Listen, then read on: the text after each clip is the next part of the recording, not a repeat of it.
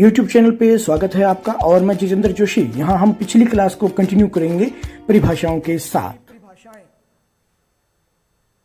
सबसे महत्वपूर्ण परिभाषाएं मैंने यहाँ नोट डाउन की है कि जो हमारी पुस्तक में तो 7-8 दी हुई हैं, लेकिन जो 3 महत्वपूर्ण है वो लिख रहा हूँ मैं। हार्टले विदर्स क्या कहते हैं?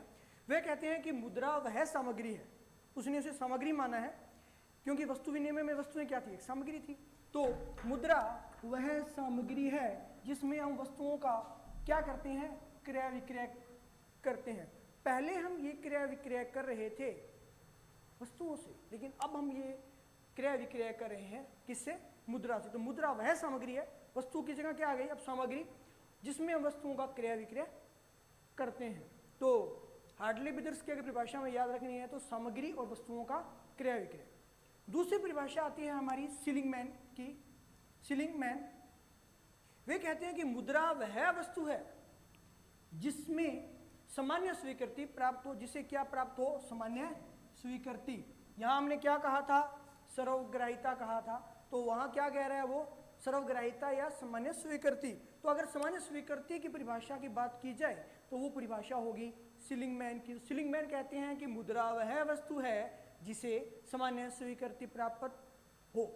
तीसरी परिभाषा आती है किनले की।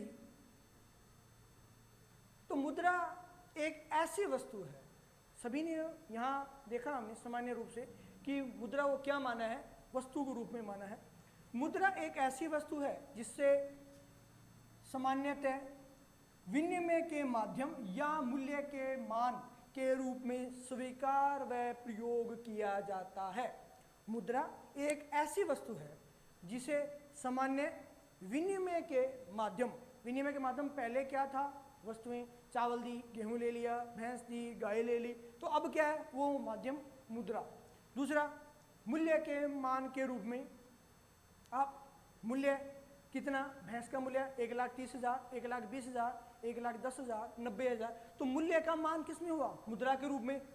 इसे हमने क्या कर लिया? स्वीकार कर लिया कि ये हमने सर्वग्राहिता के रूप में हमने स्वीकार कर लिया है, ये हमें मान्य है और इसका हम जो है उस सर्वग्राहिता के स्वीकार्य के रूप में प्रयोग कर रहे हैं। तो किनले कहते हैं कि मुद्रा एक ऐसी वस्तु है जिसे सामान्यतः विनिमय के माध्यम मूल्य के मान के रूप में स्वीकार व प्रयोग किया जाता है। वो क्या है? मुद्रा है। तीनों हार्टले विदर्स, सीलिंगमैन और किनले, इन तीनों की परिभाषाओं में एक बात समान है कि इन्होंने इस मुद्रा को वस्तु या सामग्री माना है। जहां हार्टले विदर्स वस्तुओं का क्रय विक्रय बताते हैं तो वहीं सीलिंगमैन जो है वो उसे सामान्य स्वीकृति के बारे में बताते हैं। तो वहीं किनले इन दोनों से थोड़ा आगे जाके परिभाषा देते हैं कि सामान्य विनिमय के माध्यम मूल्य के मापक के रूप में स्वीकार और प्रयोग किया जाता है, वो क्या है? मुद्रा है। इन तीनों परिभाषाओं के आधार पर अगर हम मुद्रा का सामान्य अर्थ अगर हम निकालने की कोशिश करते हैं, हम देखते हैं कि सामान्य अर्थ क्या होगा। तो वो होगा, मुद्रा क्या है? मुद्रा है एक विनिमय का माध्यम। मुद्रा क्या है? मुद्रा है मूल्य का मापक। क्वेश्चन आता है मुद्रा के गुण या विशेषताएं लिखिए, तो ये एक हिसाब से गुण और विशेषताएं हो जाती है। तो विनिमय का माध्यम है मुद्रा, मूल्य का मापक है मुद्रा, मूल्य का संचय है और स्थापित भुगतानों का मान है। तीनों का अर्थ, विनिमय का माध्यम 200 रुपये दिए कोई चीज़ परचेज कर ली।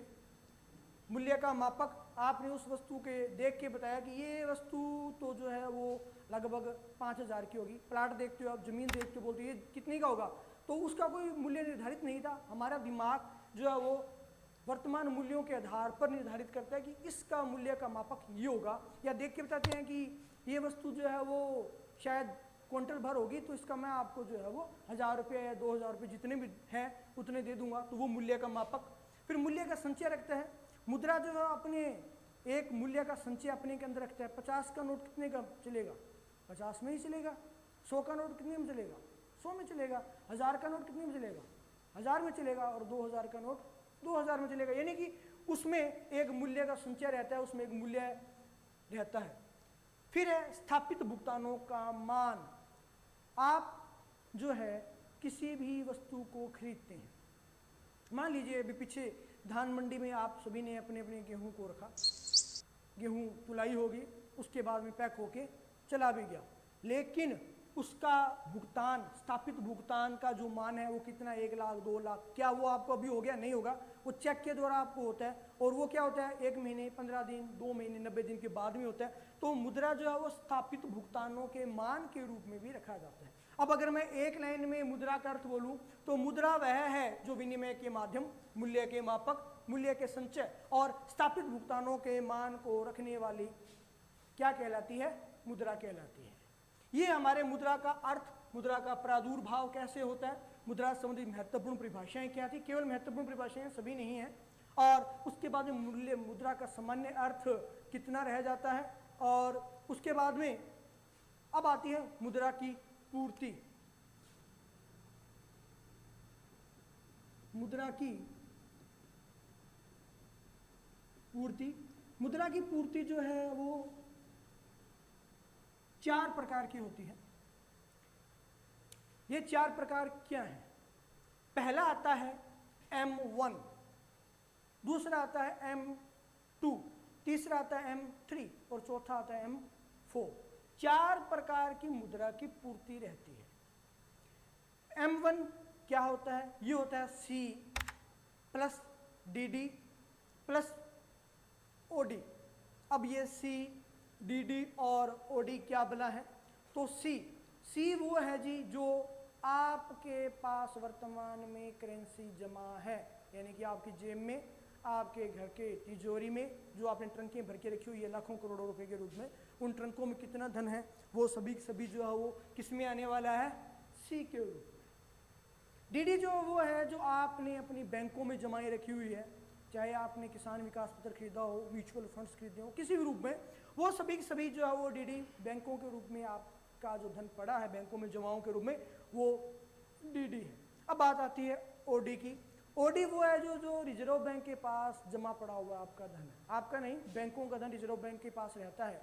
ये आगे जो हम केंद्रीय बैंक करेंगे उसमें सब प्रक्रिया आपको बताई जाएगी कि किस तरह से जो है व्यापारिक बैंक अपना धन जो अपने पास रखते हैं, कुछ हिस्सा जो है वो RBI के पास भी जमा रखते हैं। तो RBI जो है भारतीय केंद्रीय बैंक है। तो C plus DD plus OD क्या है? M1 है। उसके बाद में आता है M2। M2 में क्या है?